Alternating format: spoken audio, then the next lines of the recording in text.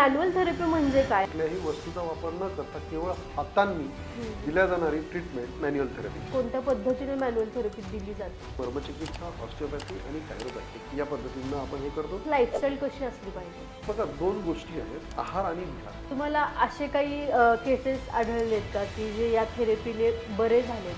दरवर्षी ते पंढरपूरची वारी अकोल्यावरून पंढरपूर पायी जातात. हाय हॅलो नमस्कार मंडळी, मी प्रीती. अनसीन मराठीच्या या नव्या कोऱ्या पॉडकास्टमध्ये पुन्हा एकदा आपल्या सगळ्यांचं स्वागत. मंडळी, आजच्या धावपळीच्या जीवनात आपण आपल्या आरोग्याच्या लहान सहान दुखण्यांकडे दुर्लक्ष करतो. पण तुम्हाला माहिती आहे का, आपल्या पारंपरिक आयुर्वेदात आणि आधुनिक मॅन्युअल थेरपीमध्ये अशा अनेक समस्यांवर जबरदस्त उपाय आहेत. पण ह्या समस्या नेमक्या काय आहेत आणि कोणकोणत्या पद्धतीने त्यावर उपचार केले जाऊ शकतात, या विषयावर आज आपण आजच्या या पॉडकास्टमध्ये चर्चा करणार आहोत.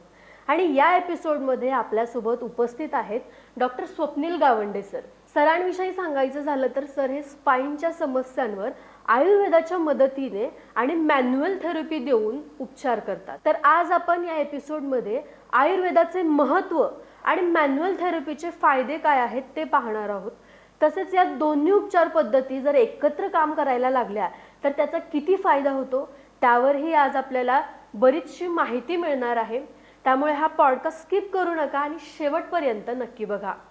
तर सर, अनसीन मराठीमध्ये तुमचं खूप खूप स्वागत आहे. धन्यवाद मॅडम. तर आपण सुरुवातीलाच जसं बोललो की मॅन्युअल थेरपीचे अनेक फायदे स्पाईनच्या समस्यांवर, पण हे मॅन्युअल थेरपी म्हणजे काय आणि ती स्पाईनच्या समस्यांवर कशी काम करते? हे बघा, मॅन्युअल थेरपी या शब्दातच त्याचा अर्थ दडलेला आहे. मॅन्युअल म्हणजे हाताने केल्या जाणारे ट्रीटमेंट. कुठल्याही साधन सामग्रीशिवाय किंवा कुठल्याही मशीन्स किंवा कुठल्याही वस्तूचा वापर न करता केवळ हातांनी दिल्या जाणारी ट्रीटमेंट म्हणजेच मॅन्युअल थेरपी. मग ती स्पाईनच्या समस्यांवर कशी काम करते? आज आपण ऍक्च्युली विषय स्पाईनचा घेतलेला आहे म्हणून स्पाईन बद्दल बोलूयात. मॅन्युअल थेरपी स्पाईन व्यतिरिक्त सर्वच बऱ्याच अजून आजारांवर काम करू शकते किंवा करते.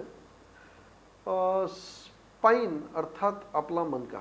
मी थोडासा वेळ घेऊन तुम्हाला सांगेल की आपण म्हणतो की माणूस प्राणी आणि माणूसही एक प्राणी आहे. पण एक गोष्ट जी म्हणजे बुद्धी हा जर भाग वेगळा ठेवला तर संपूर्ण जगतामध्ये माणसाला इतर प्राण्यांपासून वेगळं जर काही करत असेल तर तो आपला मणका आहे. जवळजवळ सर्वच प्राण्यांचा मणका हा आडवा आहे आणि फक्त माणसाचाच मणका सरळ आहे. म्हणजे बुद्धी तर मानवाला आहेच, पण हा जो मणका आहे हा सगळ्यांना सारखा आहे. अजून एक इंटरेस्टिंग गोष्ट ही सांगेल, ज्यांना आपण मॅमल्स म्हणतो किंवा स्तनधारी प्राणी ज्यांना आपण म्हणतो, या सगळ्यात जवळजवळ सर्वच प्राण्यांमध्ये 32च मणके असतात जेवढे माणसात आहेत.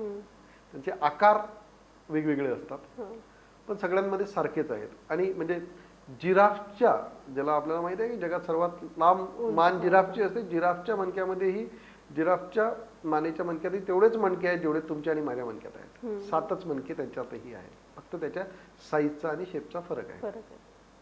तर मणका आपलं सेकंड ब्रेन किंवा आपल्या ब्रेनचं एक विस्तारित रूप आहे. म्हणजे आपली जी ऑटोनॉमिक नर्वस सिस्टीम किंवा आपल्याला सर्वांनाच माहिती आहे की आपल्या नर्वस सिस्टीमचा जो केंद्रबिंदू आहे तो आपला ब्रेन आहे आणि त्याचंच विस्तारित रूप म्हणजे आपला मणका आहे. आणि तिथून जी संचालित होते ती पॅरासिम्पॅथेटिक नर्वस सिस्टीम म्हणतात त्याला. एक सेंट्रल नर्वस सिस्टीम आहे जी केंद्रीय आणि दुसरी पॅरासिम्पॅथेटिक नर्वस सिस्टीम. म्हणजे कुठल्याही शाखेची, कुठल्याही मोठ्या ऑर्गनायझेशनचं एक सेंट्रल बॉडी असते जी डिसिजन मेकिंग करते आणि त्याला एक्झिक्युशन करणारी जी बॉडी असते त्याला आपण पेरिफेरल बॉडी किंवा पेरिफेरल नर्वस सिस्टीम असं म्हणू शकतो. तर या मणक्या आणि जसं मी सांगितलं की सर्व प्राण्यांचे मणके आडवे आहेत पण आपलाच मणका फक्त उभा आहे. त्यामुळे काही फायदे पण आहेत, जसं आपण सरळ चालू शकतो, सरळ हे करू शकतो, पण काही तोटेही आहेत.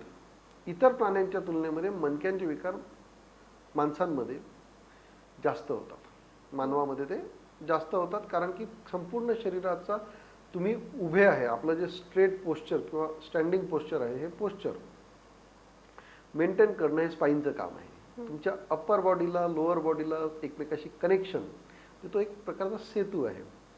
आता या सेतूमध्ये जेव्हा गडबड होते त्यावेळेला आपल्याला विविध प्रकारचे त्रास होतात. म्हणजे मोस्ट कॉमन त्रास जो आजकाल बोलला जातो तो सायटिकाचा त्रास. मुळात सायटिकाच्या त्रासमध्ये पेशंट तक्रार घेऊन येतो की माझा पाय दुखतो आहे, माझा पायात मुंग्या येत आहे, मला थोडंसंही चाललं तरी मला बसावं लागतं. आणि स्पॉन्डिलोसिस, स्पॉन्डिलो आर्थरायटिस असे बरेच नावं आज प्रत्येकाच्या घरात आहेत. तर हे सर्व मणक्यांशी संबंधित आजार आहेत. कारण की मणका आपण पुढे वाकवू शकतो किंवा आपण चेंज होऊ शकतो. याच्यासाठी सर्वात जास्त रोल जो प्ले करतो तो आपला मणका आहे. मणक्यांची ढोबळमानाने रचना जी असते की मणक्यामध्ये दोन भाग आहेत, एक हार्ड टिश्यू आणि एक सॉफ्ट टिश्यू. हार्ड टिश्यूचा अर्थ आपले ऍक्च्युअल मणके, ज्याला व्हर्टेब्री असं म्हणतो आपण, व्हर्टेब्री. आणि यात प्रत्येक दोन व्हर्टेब्रीच्या मध्ये एक गादी आहे, जिला डिस्क असं म्हणतात, इंटरव्हर्टेब्रल डिस्क असं म्हणतात. तर ही गादी काय, मणके आपल्याला स्थैर्य देतात, स्टॅबिलिटी देतात, आणि गादी आपल्याला मोबिलिटी देते, म्हणजे आपल्याला मूव्ह करण्यासाठी मदत करते. किंवा एक प्रकारचं वंगनाचं, किंवा जसं टर्न व्हायला हे असतात आपल्या याच्यामध्ये वायसर्स किंवा रबरचे हे असतात, ज्याच्यामुळे शॉक ऍब्सॉर्बर जे म्हणू शकतो आपण, ते शॉक ऍब्सॉर्बरचं पण काम करतं. तर यामध्ये काय होतं की जेव्हा यांची रचना बिघडते तर निश्चितच त्याचा परिणाम या पॅरासिम्पॅथेटिक नर्वस सिस्टीमवर सुद्धा होतो. म्हणजे गादी जर सरकली आणि ती जर डाव्या बाजूच्या नसेला वर दाब आणते आहे, तर तुमच्या डाव्या बाजूच्या पायाला त्रास होईल, तुम्हाला मुंग्या येतील, तो दुखेल, बधीरपणा येईल.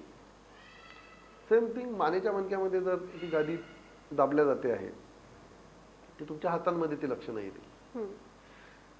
हा जो दाब आहे हा आपण मॅन्युअल थेरपीद्वारे कमी करू शकतो. जी बिघडलेली मणक्यांची रचना आहे ती रचना पूर्ववत करून आपण मणक्यांच्या विकारांपासून त्या पेशंटला रिलीफ देऊ शकतो. म्हणजे फक्त थेरपीने आपण हे प्रॉब्लेम सोडवू शकतो? नाही, फक्त थेरपी नाही. आपण ऍक्च्युअली जे माझ्या मागच्या 10-15 वर्षांच्या प्रॅक्टिसमधून जी डेव्हलप केली आहे, आपण एक पद्धत डेव्हलप केलेली आहे, तिला आपण म्हणतो एकीकृत वातरोग चिकित्सा. जसं आता आपण सर्वच जण मोबाईल्स वापरतो, लॅपटॉप्स वापरतो, यांनाही दोन गोष्टीची गरज आहे, एक हार्डवेअर, एक सॉफ्टवेअर. तर आपला हाडाचा सांगाळा जो आहे किंवा मणक्यांचा जो सांगाळा आहे हे आपला हार्डवेअर आहे. आणि त्याच्यामध्ये काम करणारे जे सॉफ्ट टिश्यूज आहेत किंवा तुमचं पोषण आहे, तुमचा आहार आहे, तुमचं पचन आहे, तुमचं श्वसन आहे, हे सगळे आपले सॉफ्टवेअर आहेत. आणि जर तुम्हाला एक डिव्हाइस चांगल्या पद्धतीने चालवायचं आहे तर सॉफ्टवेअर आणि हार्डवेअर दोन्ही उत्तम असणं गरजेचं आहे. तर थेरपीने आपण हार्डवेअरचं करेक्शन्स करतो ज्याच्या ते सॉफ्टवेअर व्यवस्थित काम करतात. मग ह्याला तुम्हाला आयुर्वेदाची साथ कशी भेटते? एकीकृत वातरोग चिकित्से पद्धतीमध्ये आपण प्रामुख्याने 4 गोष्टींना इन्व्हॉल्व केलेला आहे. जसं मी सांगितलं, सॉफ्टवेअरवर आयुर्वेद काम करतं, हार्डवेअरवर मॅन्युअल थेरपी काम करतं. सोपं उदाहरण मी सांगेल तुम्हाला की कुणीतरी रुग्ण माझ्याकडे आला आणि तो मला बोलतोय की डॉक्टर साहेब माझ्या पोटात दुखतंय, पोटात दुखतंय. मी त्याला औषध गोळी देईल, काही औषधोपचार करेल, त्यामध्ये इन्फेक्शन असू शकतं, त्यामध्ये गॅसेस असू शकतात, त्यामध्ये अपचन असू शकते. ह्या सर्व गोष्टी आपण औषध गोळ्यांनी देऊन त्याच्या बऱ्या करू शकतो. पण जर कुठली रुग्ण माझ्याकडे आला आणि त्यांनी सांगितलं की माझं हाड फ्रॅक्चर झालं आहे, माझं हाड तुटलं आहे, आता औषध गोळ्यांनी ते बरं होईल का? त्याला आपल्याला ऑपरेशन करावं लागेल किंवा हाताने किंवा कुठल्याही पद्धतीने त्या हाडाला अलाइन करावं लागेल आणि त्याला आपल्याला फिजिकली बांधून ठेवावं लागेल. त्याच्या वेदना शमनासाठी आपण गोळ्या पण देऊ, लवकर हील व्हावं म्हणून आपण औषध पण देऊ. अशाच प्रकारे मणक्यांमध्ये आणि याच्यामध्ये की जे मेकॅनिकल प्रॉब्लेम आहेत ते मेकॅनिकल प्रॉब्लेम स्पाईनचे आपण मॅन्युअल थेरपीद्वारे बरे करतो. आणि जे फिजिओलॉजिकल प्रॉब्लेम्स आहेत म्हणजे सॉफ्टवेअरचे प्रॉब्लेम आहेत हे आपण आयुर्वेदाने बरे करतो. आयुर्वेदामध्ये खूप चांगल्या पद्धतीने, म्हणजे आयुर्वेदाचा जो मूळ उद्देश आहे तो हिताहितम सुखम दुःखम आयुर्तश्च, याचा अर्थ हा आहे की जो स्वस्थ आहे व्यक्ती त्याला स्वस्थ ठेवणं ही पहिली जबाबदारी आहे. सगळ्या प्रयत्नानंतरही जर त्याच्यामध्ये विकृती निर्माण होतो किंवा तो विकार होतो किंवा तो आजारी होतो, म्हणजे एक पर्सन जेव्हा पेशंट होतो त्यावेळेला त्याला चिकित्सेची गरज असते. हे सांगितलेलं आहे. तर आपली प्रत्येकाची एक प्रकृती आहे. म्हणजे खूप लोक म्हणतात की हे औषध आयुर्वेदात याच्यावर औषध आहे का, आयुर्वेदात त्याच्यावर औषध आहे का. आयुर्वेद म्हणजे फक्त औषध नाही, आयुर्वेद ही जीवन जगण्याची पद्धत आहे. त्यामुळे आयुर्वेदामध्ये सर्वात आधी जी गोष्ट सांगितलेली आहे, प्रत्येक व्यक्ती वेगळा आहे. प्रत्येक व्यक्तीची प्रकृती वेगळी आहे, त्याचं राहणं, त्याची लाईफस्टाईल, त्याचा आहार विहार वेगळा आहे. त्यामुळे त्याला चिकित्साही वेगळी लागेल, ज्याला आपण इंग्लिशमध्ये एक सुंदर शब्द आहे टेलर मेड ट्रीटमेंट्स. जसं आपण टेलरकडे जाऊन आपल्या मापाचे कपडे शिवून घेतो, तसंच त्या व्यक्तीच्या आजारानुसार, त्याच्या प्रकृतीनुसार, त्याच्या लाईफस्टाईलनुसार आपल्याला ट्रीटमेंटही करावी लागते. याच्यामध्ये आयुर्वेद ट्रीटमेंटचा खूप फायदा होतो. आणि मेकॅनिकल ट्रीटमेंट्स तर आपण मॅन्युअल थेरपीने करेक्ट करतोच आहे. कोणत्या पद्धतीने मॅन्युअल थेरपी दिली जाते? बघा, आयुर्वेदात मॅन्युअल थेरपीचा उद्देश जो सांगितला आहे तो मर्मचिकित्सेच्या स्वरूपात सांगितलेला आहे. पंचकर्मामध्ये जो पूर्वकर्म केला जातो, यातही मी थोडंसं क्लिअर करेल. खूप लोकांना फक्त मसाज स्टीम घेणे म्हणजेच पंचकर्म वाटतं. पंचकर्म हे स्पेसिफिक 5 कर्म सांगितलेले आहेत. वमन, विरेचन, नस्य, बस्ती, रक्तमोक्षण. आणि या 5 कर्म करण्याच्या आधी जी क्रिया केली जाते तिला पूर्वकर्म असं म्हणतात. तर मसाज स्टीम किंवा स्नेहन स्वेदन ज्याला आम्ही आयुर्वेदात म्हणतो, याला पूर्वकर्म असं म्हणतो. हे पूर्वकर्म जे आहेत हे पण एक प्रकारची मॅन्युअल थेरपीच आहे. आपण हातानेच मसाज करतो आहे, स्टीम देतो आहे. त्याच्यासोबत काही पोटली स्वेद शेक आहेत. म्हणजे एका पोटलीमध्ये औषधी वनस्पती किंवा चूर्ण घेऊन त्यांनी किंवा भातात एक विशिष्ट प्रकारच्या भातामध्ये औषधी वनस्पतींसोबत शिजवून त्यांनी शेकलं जातं. ही पोटली, ही पण मॅन्युअल थेरपीचेच प्रकार आहेत. पण हे सार्वदेहिक आहेत. त्याच्यानंतर काही मॅन्युअल थेरपीज डेव्हलप झाल्या, थोड्याशा सायंटिफिकली म्हणू शकतो आपण, किंवा थोड्याशा जास्त प्रिसाईज, जास्त स्पेसिफिक अशा. त्यामध्ये ऑस्टिओपॅथी एक आहे, कायरोप्रॅक्टिक एक आहे. ऑस्टिओपॅथी मुळात तुमच्या सॉफ्ट टिश्यूजवर किंवा तुमच्या ब्रीदिंगवर आणि तुमच्या सॉफ्टवेअरवर काम करून तुमचं अलाइनमेंट करेक्ट करायचा प्रयत्न करतात. कायरोप्रॅक्टिक मेनली तुमच्या मणक्यावर ट्रीटमेंट करायचा हे करतो. जे जुने हाड वैद्य होते किंवा आजकाल सोशल मीडियावर, यूट्यूबवर बरेच ट्रेंडिंग्स आहेत कायरोप्रॅक्टिक व्हिडिओज, ज्यामध्ये एका स्पेसिफिक पद्धतीने, स्पेसिफिक अँगलमध्ये, स्पेसिफिक डिरेक्शननी हाडांचं अलाइनमेंट केलं जातं. आणि ऑस्टिओपॅथीमध्ये फील करून तुमच्या शारीरिक ज्या डिफॉर्मिटीज आहेत, शरीरामध्ये ज्या काही रचनात्मक आणि क्रियात्मक बदल झालेले आहेत, त्यांना फील करून सॉफ्टली करेक्ट केल्या जातात. मर्मचिकित्सेमध्ये जे आपले 108 मर्म आयुर्वेदात सांगितलेले आहेत, प्रामुख्याने सुश्रुत संहितेमध्ये त्यांचा जास्त उहापोह झालेला आहे. इतरही संहितेमध्ये मर्म सांगितलेलेच आहेत. तर त्यांना त्या व्हायटल्स पॉईंटला, ते 108 व्हायटल पॉईंट्स किंवा एक मर्म आहेत. मर्माचा अर्थ आहे की तुमच्या ज्याच्यावर आघात केलं की तिथे एकतर माणूस लगेच मृत्यू पावतो किंवा त्याच्यामध्ये वैकल्य येतं किंवा अजून काही त्याचे वाईट परिणाम शरीरावर होतात. यांचा वापर करून जसं जे वैषम्य निर्माण करू शकतं ते साम्यही निर्माण करू शकतं. तर मेनली ज्या मॅन्युअल थेरपीज आपण आपल्या इथे करतो त्यामध्ये मर्मचिकित्सा, ऑस्टिओपॅथी आणि कायरोप्रॅक्टिक या पद्धतीनं आपण हे करतो. काही रोबोटिक डिकम्प्रेशन सुद्धा आपण आता त्यामध्ये नवीन AIचा पण वापर आपण मॅन्युअल थेरपी सोबत करायला लागलो. अच्छा, जसं तुम्ही म्हटलात की पंचकर्माचं, मग हे पंचकर्म कधी केलं पाहिजे? का आपण म्हणजे आपल्याला काहीतरी आजार झालाय किंवा काहीतरी दुखणे आहेत हे कळाल्यानंतर पंचकर्म करावं, की वर्षातून म्हणा किंवा 6 महिन्यातून एकदा पंचकर्म केले पाहिजे?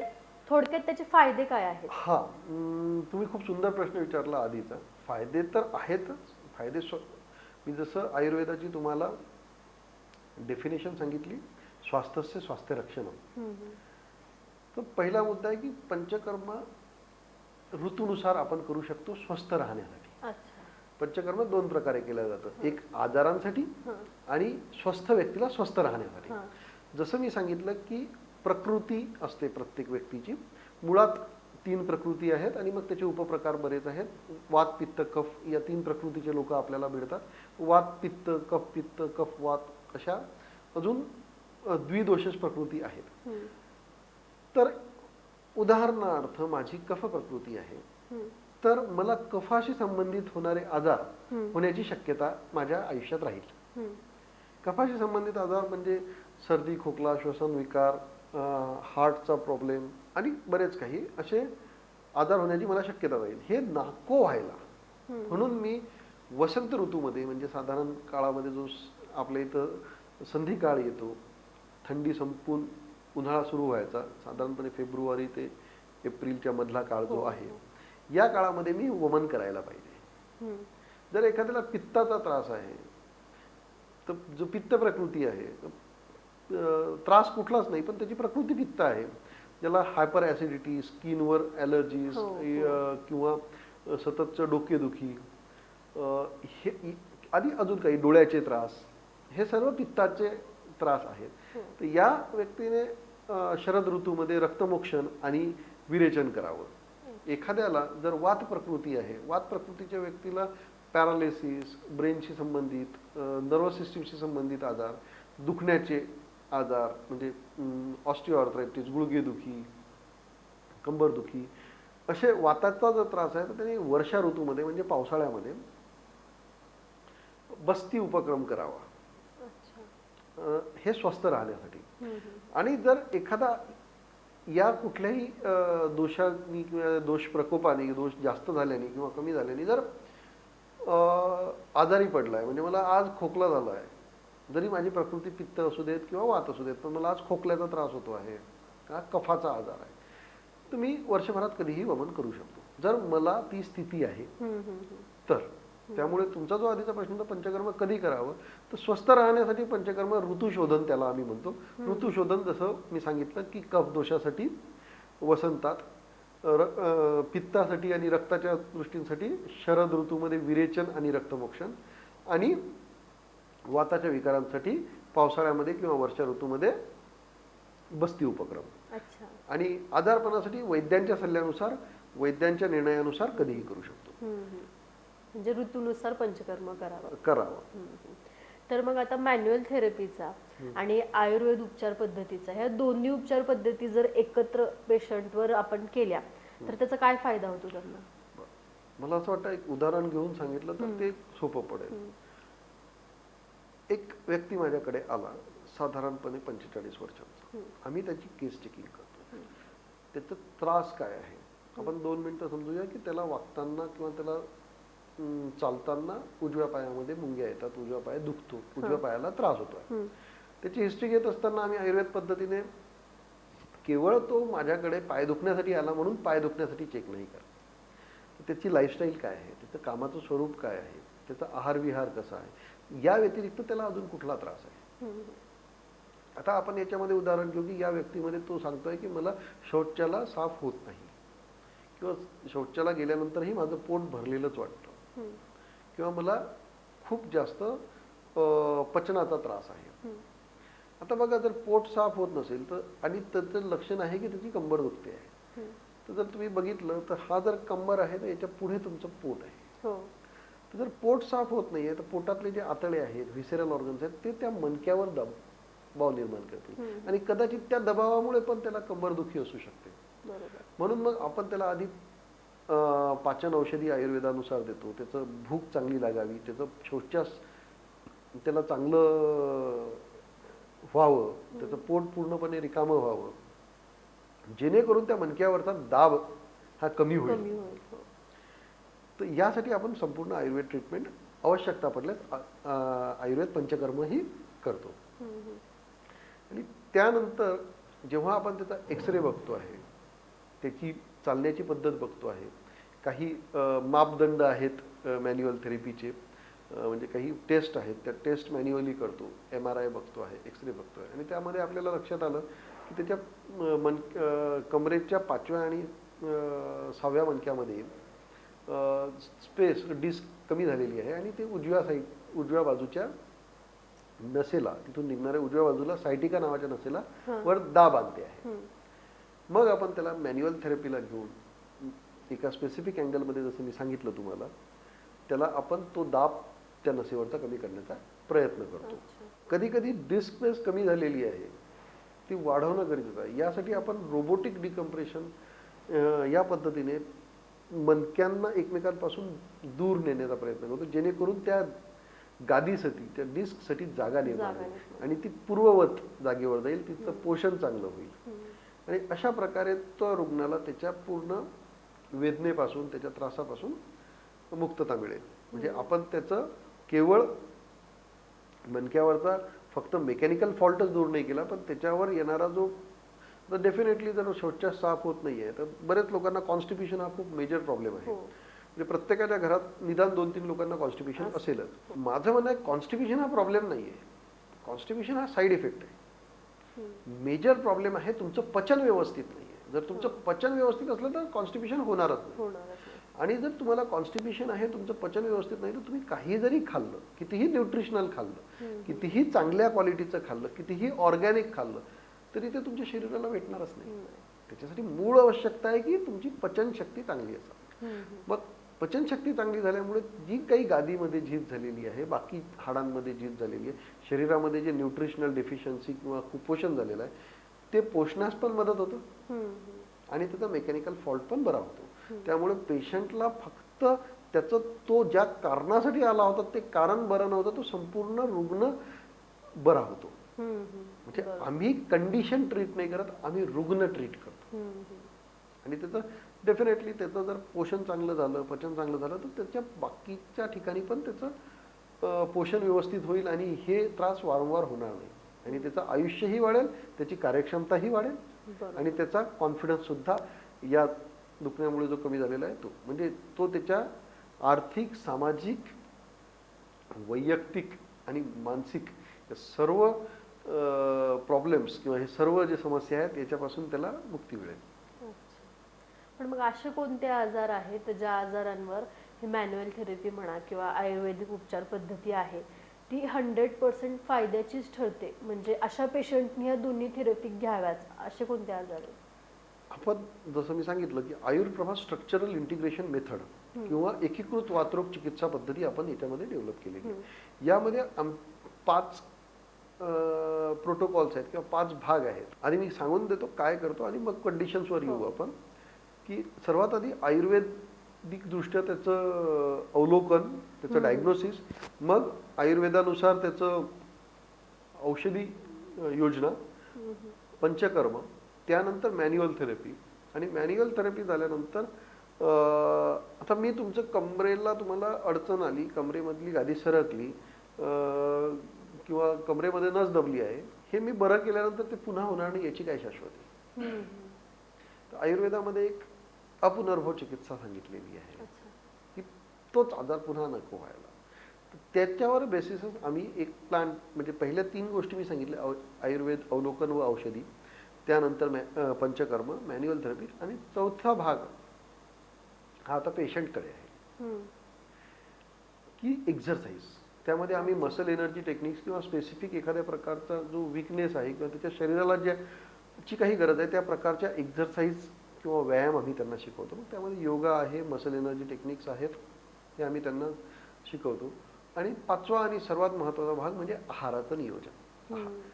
तर मी पेशंटला सांगताना तुम्ही बोललो की 100% फायदा होतोच, त्यासाठी मी आधी सांगितलं, जर एखादा आजार किंवा एखादी कंडिशन जर बरी करायची आहे तर ते 100% वैद्याच्या किंवा डॉक्टरच्या हातामध्ये नाही. किती आहे? वैद्याच्या हातामध्ये 60% आहे, 40% तुमच्याकडे आहे. बरोबर. जेव्हा हे 60 आणि 40 एकत्र होतील तेव्हा 100% तो आजार बरा होण्यास मदत होईल. म्हणजे मी सर्व तुम्हाला आयुर्वेदिक औषधे दिल्या, तुमचं पंचकर्म केलं, तुमचं त्रास कमी करून दिला, आणि तुम्ही घरी जाऊन जर व्यायामच नाही केला, तुम्ही जंक फूड खाताय, पोषणच भेटत नाही, तर तो त्रास तुम्हाला परत होणार. त्यामुळे 100% जर अपेक्षा ठेवताय तर तुम्हाला 100% डेडिकेशन पण लागेल. 100 पेक्षा 1 जरी कमी असला तरी तुम्ही त्याला 100 नाही म्हणू शकत, तुम्हाला 99 म्हणावं लागेल. तर या पद्धतीवर, या प्रोटोकॉलवर आपण ट्रीटमेंट करतो. आणि राहिल्या कंडिशन्स तर सर्वच कंडिशन्स, सर्वच प्रकारच्या कंबरदुखी, सांधेदुखी, याच्यावर आपण पंचकर्म आणि मॅन्युअल थेरपीने ट्रीटमेंट करू शकतो. याच्यामध्ये फक्त काही गोष्टी, कारण की कुठल्या कंडिशन्स आहे हे सांगणं फार अवघड आहे, पण कुठल्या नाही करू शकत त्या मी सांगू शकतो. एक अँकोलायझिंग स्पॉन्डिलोसिस म्हणून एक प्रकार आहे, तो अनुवांशिक. याच्यामध्ये याचा फारसा फायदा होताना दिसत नाही. निश्चितच त्यामध्ये आयुर्वेद औषधांचा आणि आयुर्वेद ट्रीटमेंटचा खूप फायदा होतो, पण त्यामध्ये मॅन्युअल थेरपीचा फारसा उपयोग होत नाही. काही लोक असे दावे करतात, पण त्या दाव्यांमध्ये कुठं बॅकिंग नाही आहे किंवा सायंटिफिक रिसर्च किंवा असं काही प्रूव्हन नाही आहे. दुसरी गोष्ट, जर एखाद्या रुग्णाला आमवात असेल किंवा रुमॅटिक आर्थरायटिस ज्याला म्हणतो, अशा केसेसमध्ये काही अंशी फायदा होतो. त्याचे न्यूरोलॉजिकल डेफिशिएट जे आहेत, नस दबल्यामुळे उत्पन्न होणारे जे लक्षणं आहेत, मुंग्या येणं, पायात, ह्या कमी होतील, पण त्याचं कदाचित वेदना मॅन्युअल थेरपीने कमी होणार नाही. तर वेदनेसाठी त्यांना आयुर्वेद औषधीच घ्यावे लागतील, पथ्यच करावं लागेल. बरोबर. मग आता तुम्ही जसं सांगितलं की आहार आणि व्यायाम हा गरजेचा आहे, तर सध्या कंबरदुखी, पाठदुखी हे खूप कमी वयात सुद्धा होत आहे तरुणांना. हो. आणि हाडांची झीज होणं हे सुद्धा खूप लवकर होत आहे. तर मग एकंदरीत त्यांचा आहार कसा असावा, म्हणजे त्यांची लाईफस्टाईल कशी असली पाहिजे? बघा, दोन गोष्टी आहेत, आहार आणि विहार. आहार कसा असायला हवा, मला नाही वाटत आजच्या जगामध्ये कोणाला कळत नाही की आहार कसा असायला पाहिजे. त्याचं 100% सर्वांना माहिती असते की आपला आहार कसा असायला पाहिजे, फक्त त्याचं म्हणजे एक्झिक्युशन जे आहे ते होत नाही. आहार जो भारतीय आहार आहे, ज्याला आपण सोप्या भाषेमध्ये वरण भात भाजी पोळी म्हणतो, महाराष्ट्रीयन आपला आहार, हा सर्वोत्तम आहार आहे. त्यामध्ये सगळं आलं. तुमच्या वरण भात भाजी पोळीमध्ये वरणामध्ये प्रोटीन आलं, पोळीमध्ये तुमचं कार्बोहायड्रेट्स आणि इतर घटक आले. तुमच्या जी आपण पालेभाज्या आणि ज्या भाज्या बनवतो आपण, त्या भाज्यांमध्ये मिनरल्स आले, विटामिन्स आले, मीठ आपण खातो त्यामध्ये सॉल्ट्स आले. त्यामुळे यात सर्वच आलं. काही फार त्याला वेगळं करायची गरज नाही. प्रत्येक वैयक्तिक विषयानुसार त्याचा बदल होऊ शकतो. म्हणजे एखाद्याचं जर हिमोग्लोबिन कमी असेल तर त्यांनी आयरन रिच फूड घ्यावं, जसं बीट आहे किंवा पालेभाज्या आहेत, ह्या त्यांनी त्यामध्ये इन्क्लूड कराव्या. जर एखाद्याचं प्रोटीन आहे तर ते अंडी, मोड आलेलं धान्य हे त्यांच्या याच्यामध्ये जास्त घेऊ शकतात जर एखाद्याला प्रोटीन डेफिशियंट आहे, किंवा जर तो खूप जास्त फिजिकली ॲक्टिव्ह आहे, म्हणजे जिमला जातो आहे किंवा स्पोर्टमन आहे, तर त्यांनी प्रोटीन जास्त खावं, कारण की मसलला प्रोटीन जास्त लागतं. जसं मी बोललो की माझा विश्वास टेलर मेड ट्रीटमेंटवर आहे, की एखाद्या व्यक्ती जनरलाइज वरण भात भाजी पोळी इज द बेस्ट फूड जे आपण खाऊ शकतो. दुसरा प्रश्न विहाराचा. आजकाल काय झालं आहे की आपण आपलं आयुष्य खूप सोपं करून घेतलं आहे. म्हणजे आपल्याकडे आज गाड्या आहेत, आपण इव्हन दो आपल्या 3 मजल्या 4 मजलीच्या बिल्डिंगला सुद्धा लिफ्ट्स आहेत. दुसरं, खूप आपल्यावर ऑनलाईन आजकाल आपलं अर्ध आयुष्य ऑनलाईन झालं आहे. म्हणजे IT प्रोफेशनल्स आहेत, ऑफिस पीपल्स आहेत, यांना प्रचंड काम असतो, कामाचा प्रचंड दबाव असतो. आणि तो दबाव, त्याच्यामध्ये बरेचदा आपण लक्षात ठेवत नाही की खूप खूप वेळ बसतो. ते काही लोक 7-7, 8-8 तास बसतात आहे. एक नवीन फ्रेज डेव्हलप झालेली आहे, त्याला म्हणतात टेक्नॉलॉजीचा आपल्या लाईफमध्ये पॉझिटिव्ह करू शकतो. की ते जेव्हा तो बेल्ट, ॲक्टिव्हिटी ट्रॅकर किंवा तुमची वेअरेबल गॅजेट जेव्हा व्हायब्रेट होईल किंवा तुमचा मोबाईल जेव्हा व्हायब्रेट होईल, आपण रिमाइंडर्स लावून ठेवू शकतो. जसं काही लोक वॉटर रिमाइंडर्स आणि बाकी रिमाइंडर्स लावतात, तसं ॲक्टिव्हिटी रिमाइंडर पण आपण त्यामध्ये लावू शकतो. ॲटलिस्ट 20 ते 30 मिनटं व्यायाम करायला पाहिजे. कुठलाच बाकी व्यायाम तुम्ही करू शकत नसाल कुठल्याही कंडिशनने, ॲटलिस्ट 20 ते 30 मिनटं तुम्ही चाला. आणि अगेन गृहिणी आणि बरेच लोक आम्हाला सांगतात, सर आमचं कामच असं आहे की आमचं खूप चालणं होतं. 2 गोष्टीमध्ये फरक आहे, एक्झरसाइज आणि एक्झर्शन. तुम्ही जे करताय ते एक्झर्शन आहे, ते एक्झरसाइज नाही. 2 मधला फरक असा आहे की एक्झर्शन केल्यानंतर तुम्ही थकता, एक्झरसाइज केल्यानंतर तुम्हाला एनर्जी फील होते, फ्रेश होतो. त्यामुळे हे जे चालणं आहे, हे माझं असं वैयक्तिक मत आहे की कुठल्याही गॅजेटशिवाय, कुठल्याही मोबाईलशिवाय तुम्ही मोकळ्या हवेमध्ये कुठेही असू शकतात, वॉकिंग ट्रॅक्स आहेत, ग्राउंड्स आहेत, किंवा तुम्ही अगदी तुमच्या बिल्डिंगच्या किंवा तुमच्या घराच्या छतावर जाऊन हे 20 ते 30 मिनिटं तुम्ही कुठलाही तो वेळ एक मी टाईम म्हणून सुद्धा तुम्ही यूज करू शकता. 20 ते 30 मिनिटं कमीत कमी चालायला पाहिजे. चालत असताना मान सरळ असावी, मान खाली वाकलेली नसावी, किंवा मोबाईलमध्ये बघून चालत नसावं, किंवा एखाद्या मित्र किंवा मैत्रिणीसोबत बोलताना आपण मान वळवून नको चालायला. जितकं शक्य आहे तितकं स्ट्रेट आणि एका रेषेत चालण्याचा प्रयत्न करावा. साधारणपणे याचा एक सिंपल ठोकताळा आहे की तुम्हाला जर चालणं करायचं असेल तर पहिल्या दिवशी तुम्ही 12 मिनिटं तुमच्या रेग्युलर स्पीडने चालावं आणि हळूहळू तुम्ही तुमची स्पीड वाढवावी, हळूहळू तुम्ही तुमचं वेळ पण वाढवावा. हेल्दी दृष्ट्या काही रिसर्चेस सांगतात की हेल्दी राहण्यासाठी कमीत कमी 10,000 स्टेप आपण रोज चालायला पाहिजे. बरोबर. 10,000 स्टेप म्हणजे जवळजवळ 5 किलोमीटर होतं. एवढं शक्यही नसेल तरी ॲटलिस्ट 2,000 ते 3,000 स्टेप तुम्ही कमीत कमी चालायलाच पाहिजे. जसं तुम्हाला आहार आवश्यक आहे तितकं जेवण आवश्यक आहे तितकंच हे पण आवश्यक आहे. बरोबर. आता तुम्ही जसं सांगितलं की जास्त वेळ बसल्यामुळे सुद्धा या समस्या होतात. तर मला असं वाटतं की झोपेची आपले पोझिशन चुकल्यानंतर सुद्धा ह्या समस्या जास्त येऊ शकतात. मी एक गंमत तुम्हाला सांगतो. तुम्ही बसण्याची पोझिशन ठरवू शकता, तुम्ही उभी राहण्याची पोझिशन ठरवू शकता, तुम्ही झोपण्याची पोझिशन नाही ठरवू शकत. झोपण्याची पोझिशन तोपर्यंतच ठरवू शकता जोपर्यंत तुम्ही जागी आहे. एकदा झोप लागल्यावर तुम्हाला काय कळेल. सुरुवातीला आपण ते सुरुवातीला तुम्ही ते मॅनेज करू शकता. नंतर झोपेत तुमची पोझिशन कशी राहील याच्यावर तुमचा कंट्रोल नाहीये. त्यामुळे उगाच काहीतरी असं झोपावं तसं झोपावं, उजव्या कुशीवर झोपावं, डाव्या कुशीवर झोपावं, पोटावर, याला बोलण्यात काही अर्थ नाही. कारण की एकदा झोप लागल्यानंतर ते तुमच्या हातामध्ये नाहीये. ते आपोआप कळ फिरणार आहे, आपोआप तुमची पोझिशन चेंज होणार आहे. म्हणजे बॉडी ती पोझिशन घेते झोपेमध्ये ज्यामध्ये बॉडी कम्फर्टेबल आहे. सो लेट बॉडीला ते काम करू द्या. बसण्यामध्ये तुम्ही नेहमी सरळ बसायला पाहिजे, अशाच ठिकाणी बसायला पाहिजे, अशाच चेअरवर बसायला पाहिजे की जिथे तुमचे दोन्ही पाय स्ट्रेट जमिनीला टेकत आहे. बरेच लोकांना पाय दुमडून मागे नेण्याची सवय असते किंवा एकावर एक पाय टाकून बसण्याची सवय असते. ही सवय टाळावी, ही सवय मोडावी. दोन्ही पाय स्ट्रेट आणि कमरेचा संपूर्ण भाग आपल्या खुर्चीच्या पाठीला टेकलेला असावा. बसताना शक्यतोवर हाताच्याच याच्यावर बसावं. जर बिना हाताच्या चेअरवर आपण बसतोय तर आपल्या शोल्डरवर आणि मानेवर ताण येतो.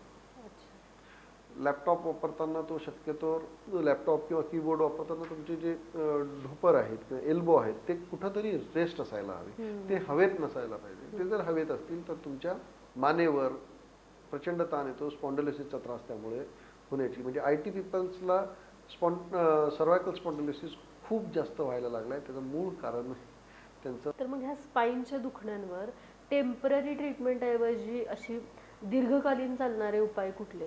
टेम्पररी ट्रीटमेंट किंवा तात्पुरती ट्रीटमेंट याच्यामध्ये त्वरित वेदना निवारणाच्या काही टेक्निक्स आयुर्वेदामध्ये आहेत ज्या आम्ही आमच्या इथे करतो. अग्निकर्म आहे, वेदन कर्म आहे, कधी कधी साधं स्नेहन मसाज आणि स्टीम केली तरी पण रुग्णाला बरं वाटतं. दीर्घकालीन ट्रीटमेंटसाठी जसं मी सांगितलं की एकीकृत वातरोग चिकित्सा पद्धतीमध्ये आम्ही दीर्घकालीन आरामावर आणि अपुनर्भव म्हणजे पुन्हा पण येऊ नये याच्यावरच काम करतो. मी आतापर्यंत भरपूर पेशंटवर काम केलं, त्यांच्या समस्यांचं निदान केलं. तर तुम्हाला असे काही केसेस आढळलेत का की जे या थेरपीने बरे झालेत?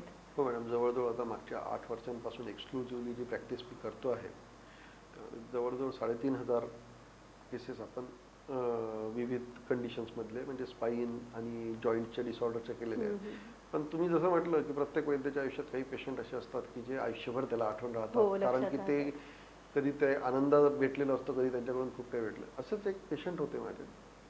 त्यांना त्यांचे 2 मित्र नातेवाईक क्लिनिकमध्ये उचलून घेऊन आले, बेडवर टाकले आणि मी त्यांना चेक केल्यानंतर म्हटलं काय झालं. म्हणजे आम्ही एका डॉक्टरांकडे गेलो होतो आणि त्यांनी सांगितलं की तुम्हाला ऑपरेशन करावं लागतो, नाही तर पॅरालिसिस होतात आणि हे ऑपरेशन करायला तयार नाहीत, खूपच घाबरतात आहे. मी त्यांना आधी तर आश्वासन चिकित्सा दिली, म्हणजे आश्वासन दिलं, हे केलं, पूर्ण चेक केलं त्यांना. पूर्ण आम्ही 1-1.5 महिन्याचा कोर्स केला. 1-1.5 महिन्याचा कोर्स केल्यानंतर ह्याच पद्धतीने त्यांनी म्हणजे आधी आयुर्वेद पंचकर्म केलं, त्यानंतर त्यांचं मॅन्युअल थेरपी केलं, स्पायनल डिकम्प्रेशन रोबोटिक केलं आणि साधारणपणे 1 महिन्यामध्ये 1-1.25 महिन्यामध्ये त्यांना बऱ्यापैकी चालायला लागले. त्यांना आम्ही काही घरगुती उपाय सांगितले, घरगुती व्यायाम सांगितले आणि सांगितलं की तुम्ही आता ट्रीटमेंटला नाही आले तरी चालते, पण हे घरी कंटिन्यू ठेवा. त्याचे परत एक्सरे पण काढले. आता तर बरेच एक्सरे आहेत की ज्याच्यामध्ये एक्सरेमध्ये पण चेंजेस झालेले आहेत, जो मणक्यामध्ये जी गादी दबलेली होती, दुसऱ्या एक्सरेमध्ये क्लिअर कट दिसत होतं की गादी ती म्हणजे जी दाब होता गादीवरचा तो कमी झालेला आहे आणि ती स्पेस जी आहे इंटरव्हर्टेब्रल स्पेस जी आहे ती वाढलेली आहे. दोन मणक्यांमधला जो गॅप कमी झालेला होता तो वाढला. हा एक्सरेमध्ये पण दिसला. अचानक एक दिवस पेशंटनी पंढरपूरचा प्रसाद घेऊन आले. म्हटलं म्हणे सर हे ते पेशंट होते ना आपले, ते पंढरपूरचा प्रसाद घेऊन. म्हटलं अरे बोलवा त्यांना, 1-2 महिना झाला होता. म्हटलं काय कसं वाटतंय तुम्हाला, बरं वाटतंय का, प्रसाद मागवला का पंढरपूर? नाही म्हणे सर मी मागवला नाही, मी पंढरपूरला घेऊन आलो, मी यावेळेस वारीला जाऊन आलो पंढरपूरच्या पायी जाऊन. आणि त्या वर्षीपासून ते दरवर्षी वारी करतात. या गोष्टीला आज 5 ते 6 वर्ष झालेत. दरवर्षी ते पंढरपूरची वारी अकोल्यावरून पंढरपूर पायी जातात आणि माझ्यासाठी न चुकता प्रसाद आणतात. ते म्हणतात की माझ्या विठ्ठलाला भेटवणारे तुम्ही आहे. तर असे बरेच अनुभव सांगू शकतो, पण हे एक अनुभव असा आहे की आमच्या इथून पायदळ वारी करणारे बरेच पेशंट आहेत शेगावला. आताच एक जवळजवळ 65 वर्षांचे काका होते. ते एक्स मिलिटरी मॅन होते आणि रिटायर्ड आर्मी ऑफिसर होते. ते माझ्याकडे आले, त्यांना अगदी क्लॉडिकेशन होतं आणि ते बोलले की डॉक्टर साहेब मला ऑपरेशन नाही करायचं आहे, मला चालायला त्रास आहे, मी खूप चालत होतो आधी, आता मला 10 मिनिटं 15 मिनिटं चालल्यावरही बसावं लागतं हे होत. तर त्यांची ट्रीटमेंट केल्यानंतर ते आता दर गुरुवारी शेगाव वारी करायला लागले. म्हटलं काका तुम्ही माझं काम वाढवा. तर म्हणे नाही डॉक्टर साहेब मला विश्वास आहे की मला काही झालं तरी तुम्ही मला परत चालता करणार. तर अशा वेळेला असं वाटतं की घेतलेला निर्णय आणि केलेली सेवा सार्थकी लाभली. बरोबर. जर मग आपल्या प्रेक्षकांना जर तुमच्याशी संपर्क साधायचा असेल तर ते कसं साधतील? अकोल्याला आयुर्प्रभा मल्टीस्पेशालिटी आयुर्वेद हॉस्पिटल आणि त्याच्या बाजूलाच आपलं आयुर्प्रभा स्पाईन केअर युनिट आहे. तर ते अपॉइंटमेंट घेऊन सोमवार ते शुक्रवार 11 ते 7 या वेळेमध्ये माझ्याशी भेटू शकतो. बदललेली लाईफस्टाईल, त्यामध्ये तुम्ही ह्या थेरपींचा आणि आपल्या पारंपरिक आयुर्वेद पद्धतीचा कसा उपयोग होतो, त्याचा फायदा किती होतो, ह्याबद्दल अगदी छानपणे माहिती दिलीत, योग्य मार्गदर्शन दिलं आणि तुमच्या वेळात वेळ काढून तुम्ही इथं उपस्थित राहिलात त्यासाठी तुमचं मनापासून धन्यवाद. तर स्पाईनच्या संबंधित ज्या समस्या असतील किंवा आणखी हाडांच्या संबंधित ज्या समस्या असतील त्यावर आपण पूर्वी पण एक पॉडकास्ट केला होता आणि परत एकदा आज आपण या विषयावर आणखी खोलात सरांनी आपल्याला माहिती दिली. तर हा पॉडकास्ट तुम्हाला कसा वाटला आम्हाला कमेंटमध्ये नक्की कळवा.